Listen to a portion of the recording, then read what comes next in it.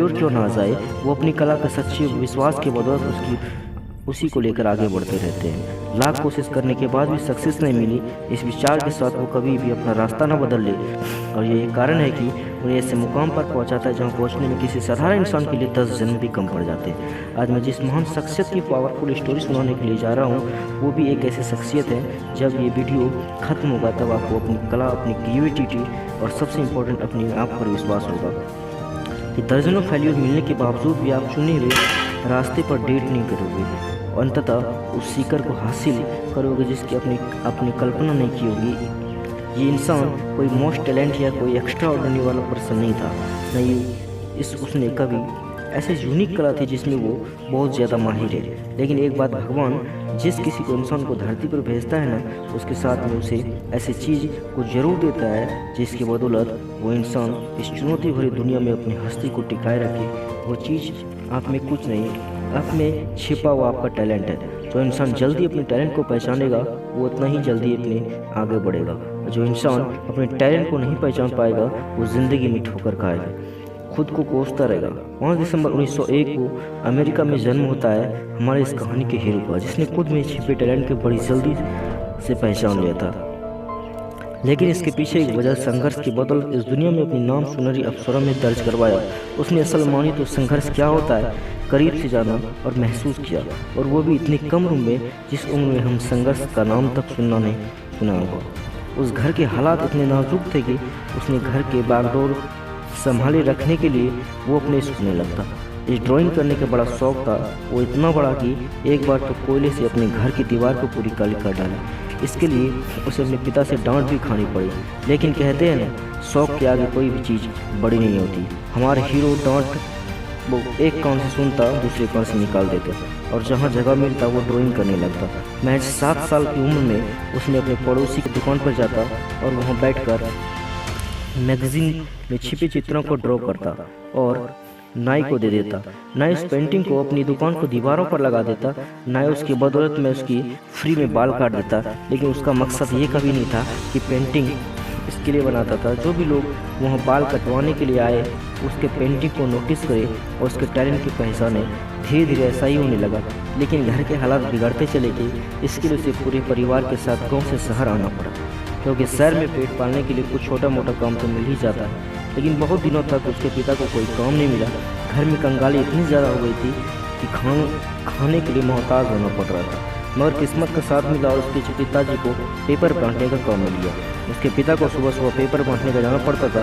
काम इतना ज़्यादा था कि उसके पिता इस काम को अकेले नहीं कर पा रहे थे। लेकिन हमारा हीरो और उसका भाई दोनों पिता के काम काज में हाथ बटाने लगे। संघर्ष भरी सिचुएशन होते हुए उसने अपने टैलेंट पर जरूरती भर असर नहीं आने दिया। उसे जब भी टाइम मिलता स्टेशन पर जाकर पेंटिंग बनाता। कोई दिनों के बाद इतने पैसे जमा कर लिए थे जिसमें घर का खर्चा चल सके और बच्चों को स्कूल में पढ़ाया जा सके। इसलिए दोनों भाइयों को दाखिल स्कूल में करवाया। मगर सुबह सुबह वो डेली काम पे जाने के बाद वो इतना थक जाता था कि स्कूल में जाने के बाद सोते रहता था। इसके कारण वो स्कूल में सबसे कमज़ोर स्टूडेंट था। उसका रैंक टॉप 3 में आता था, मगर नीचे से। लेकिन उसके एहसास हो गया था कि वो दोस्त पेंटिंग बना रहा है, उसके लिए भगवान का कोई वरदान से कम नहीं था। और वो इसने पैसे बचा कर एक आर्ट इंस्टीट्यूट में दाखिला करवा लिया। जब ये 19 साल का हुआ था तो वर्ल्ड वार खत्म ही हुआ था। तो उसने आर्मी ज्वाइन करने के लिए सोचा। वो आर्मी ज्वाइन करने के लिए गया, मगर उसे सेलेक्ट नहीं हुआ। लेकिन उसे एक एम्बुलेंस चलाने का काम मिल गया और वो अपनी पेंटिंग एम्बुलेंस ही भर दिया। उसी कला को कोई लोगों ने तारीफ की। अगले साल ही उसने जॉब छोड़ दी और वापस एक पेंटिंग स्टूडियो ज्वाइन कर लिया। ये उसके साथ ऐसा हादसा हुआ कि वो कभी सोचा भी नहीं था। कंपनी उसे यह कहकर बाहर कर दिया जो कि उसे कहा तुम पेंटिंग बनाने ही नहीं आती। मगर आप सोचो, जो बचपन से अपनी पेंटिंग प्रति लगनशील था, उसी की कहानी बहिष्कार कर रहा था, उसी वक्त उस पर क्या बीती होगी। ऐसे हालात में मोस्ट ऑफ द पीपुल हारा हुआ महसूस करने लगता है। लेकिन हमारा हीरो अपमान का बदला लेने के लिए सोचा। फिर उसने किसी तरह एक कंपनी खड़ी की, मगर और ऊपर से कंपनी के ऊपर इतना कर्जा आ गया कि उस कंपनी ने उसका $2000 दिए।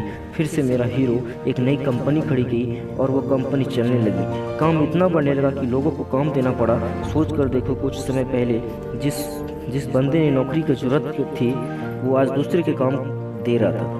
सच कर देखो, उस पर खुद पर कितना प्राउड होगा।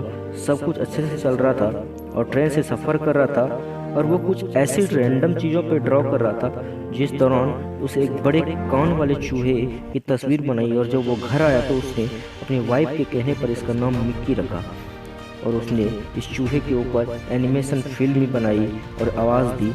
इस वक्त एनिमेशन वाली चीज़ में आवाज़ देना अपने आप में बहुत बड़ी बात थी। मिक्की माउस पहला शो दिखा कर गया, ऐसे तूफान लाया जो किसी ने कल्पना नहीं की थी, जो कि यह कार्टून इतना पॉपुलर हुआ जो कि आज की अमेरिका का हिस्ट्री के सबसे वर्ल्ड क्लासिक मूवी गिना जाता है। और वो सफलता की सीढ़ी चढ़ता गया और साल 1966 में इस दुनिया को अलविदा कर गया। दोस्तों, यह कहानी थी द वॉल्ट डिज्नी के फाउंडर वॉल्ट डिज्नी के। आज उसके स्थापित कंपनी दुनिया के सबसे फिल्म निर्माता कंपनी में से की जाती है। आज उसकी कंपनी नेटवर्क $176 बिलियन है। दोस्तों, दुनिया में कोई भी इंसान फ़र्क नहीं पड़ता, वो गरीब हो चाहे अमीर हो, हर किसी को अपने संघर्ष के बदल कामयाबी मिलती है। और खुद पर विश्वास रखो, देखना सफलता अपने आप आपकी दहलीज पर आ खड़ी होगी। दोस्तों, इस कहानी में आज ज़रा सा भी इंस्पायर किया होगा तो अपने दोस्तों के साथ शेयर कीजिएगा, चैनल को सब्सक्राइब कीजिएगा और फिर मिलते हैं अगले वीडियो में। जय हिंद, जय भारत।